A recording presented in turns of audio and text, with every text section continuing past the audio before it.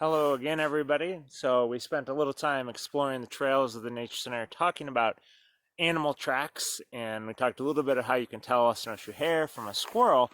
But I think it's also important to talk about the different ways that animals move. And so if you've ever done a little bit of tracking, you might be aware that there's four basic ways that animals, specifically in Alaska, move. And so we're going to start with probably the easiest, the diagonal walkers. And these are animals that are in the dog, and the cat, and the deer family. So our wolves and our lynx and our moose. So if you've ever seen your dog or your cat walk, you can kind of tell that they are not bounding, they're not jumping, and the way that they place their feet is kind of stepping, just like us. And so, just to add a little amusement to all this, I'm going to attempt to show you how a diagonal walker moves. It's going to get a little more complicated as we move on. But here we have our animals, and our diagonal walkers are basically just going to put one foot in front of the other as they move. And of course, I'm not a dog or a cat, so I can't do exactly their movement. But again, imagine your moose just basically stepping. Great. Diagonal walkers, done. Let's talk about our pacers. These are animals such as bears or porcupine. That they are basically, they've got a larger back foot than their front foot. And they're going to be stepping with their front foot, right hand. And then their back left foot basically lines up right across from it.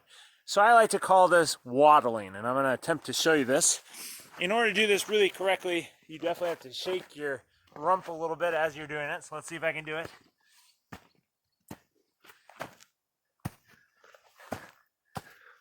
Okay, pacers. We're going to talk about our bounders next. And our bounders are mostly members of the weasel family, but do include our wonderful squirrels as well. And they again have a back foot that's slightly larger than their front foot. But, and this is something people can't do quite as well, and so this is where some of that amusement comes in. They are basically going to put their front feet down and hop. And I'm going to show you that one more time, just in case you couldn't see it super well.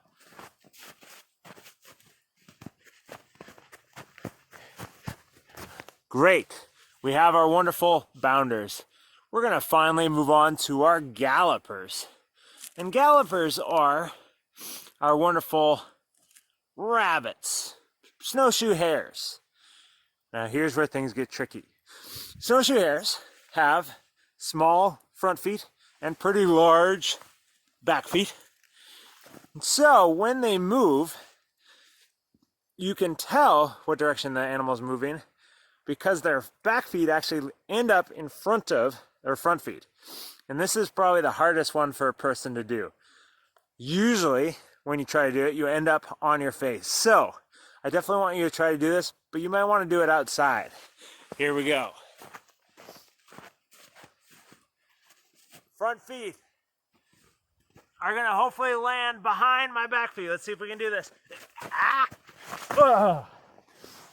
So, as you can see, people are much better diagonal walkers than trying to gallop, bound, or pace. But as you're looking at tracks, it is important to look at the way that the animal is placing their feet, as that really narrows it down of what animal it could be. Here in Alaska, we have a lot of animals, but maybe our species diversity or the different types of animals we have is not super high. And so it can be pretty easy to tell between maybe a wolf or a lynx. But in other parts of the country, where you're trying to differentiate between a fox and a coyote and a wolf and a bobcat and tons of weasels and things, deer, it is helpful to know the different ways the animals move. Well, again, thanks for joining me. Have a wonderful day. Try out some animal movements.